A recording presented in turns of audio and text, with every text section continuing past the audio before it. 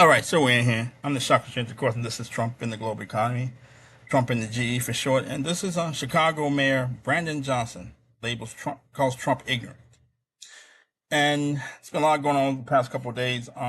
President Trump just called in the federal troops into Washington D.C. to stem crime, to remove what he called urban blight, the homelessness, and the just how bad D.C. looks according to him around these touristy areas, and try to make it safer for tourists, make it safer for DC residents.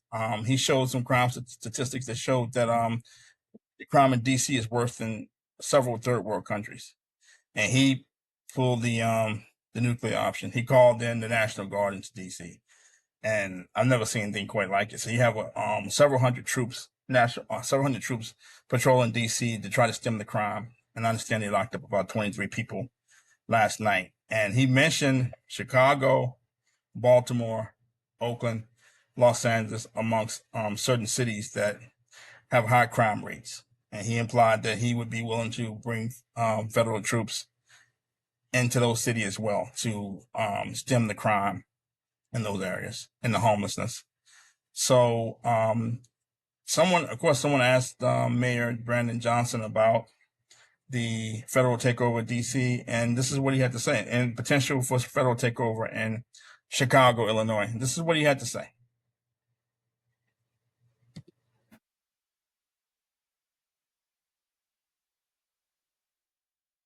Good morning, Mayor. How are you? I'm doing well, thank you. How are I'm, you? I'm good. I know that you already talked about this, but Oh, yeah. according to the Constitution, just governors have the power to deploy the National Guard. Mhm. It already happened in California. So my question is, I would like to know if you can be more specific about your conversations that you mentioned that you just had with Governor Pritzker. Can the Illinois National Guard refuse to follow a presidential order, or have you asked, or your administration asked them to inform you in case that they're activated by the president? Well, let me just be very clear.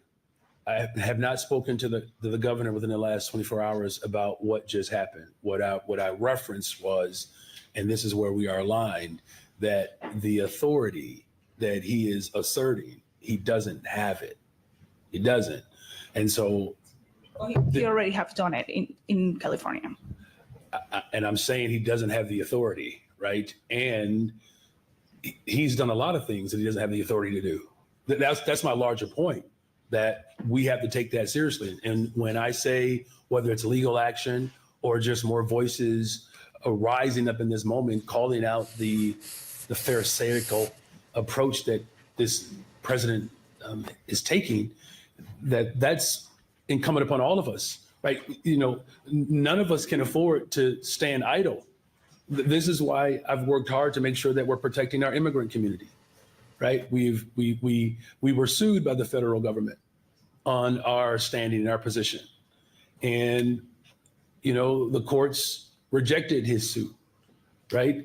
But we've also have put forth policy to ensure that families are supported and protected. It's going to take all of that, right? And these are unprecedented times. I just hope that we cover it in a way in which it deserves, quite frankly, that it is beyond a boldness. It's a, do you know how when like ignorant people do stuff and say stuff and there's no convincing to them of why they're ignorant? That's Donald Trump. Smooth. Okay, so a couple of things here. The mayor talked about.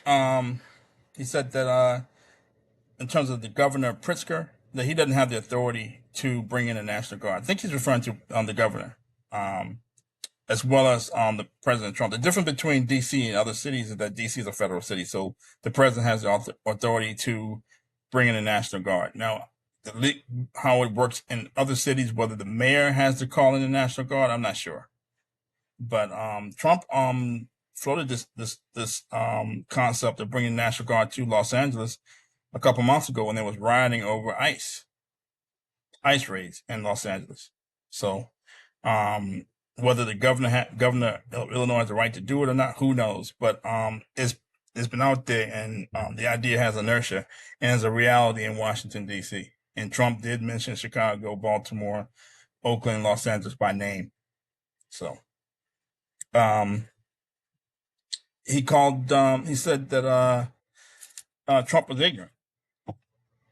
There's been a lot of vitriol against the president since his first term. They've been calling him, saying he's ignorant. He's racist. The Russians won the election. We need to resist Trump. And I'm not sure that the mayor is reading the room. All those people who were resisting Trump back in during his first term are no longer around. You hear anybody talking about Russia anymore? Nobody's talking about Russia. You're not talking about Russia anymore for a reason. People are pulling ranks, and they're trying to protect themselves. A lot of the, what I call Negro whisperers, these journalists and professors and authors, black authors who've been going on TV for years, getting ratings and promoting themselves by resisting Trump and calling Trump out of his name and calling Trump names, are no longer on TV anymore. Trump has cut funding for NPR, PBS. He cut funding for the colleges. People are afraid for their jobs, and I'm not sure that the mayor is reading the room. That just basically calling out Trump out of his name is probably not going to work going forward. And he's been elected for the second time. He has a populist message that's resonating around the world, not just in the U.S. His populist message is resonating in the U.K., Italy, Germany, France, and he's got elected twice for a reason.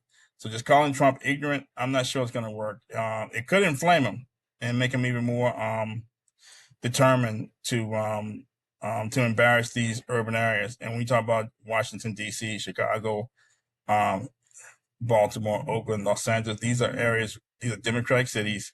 And it's going to be a message. I'm sure he's going to have a message come the midterm to keep pounding this message about being tough on crime. He shows crime statistics and compared DC crime statistics to third world countries and showed that the crime in DC is higher than some third world countries. And he's going to probably make that campaign issue going forward. And it could be an albatross for certain politicians in these urban areas. So we'll see. But it's going to be going back and forth between the mayor in Chicago and other mayors, I'm sure. But that's on Trump and the G. Chicago Mayor Brandon Johnson calls Trump ignorant. Thank you.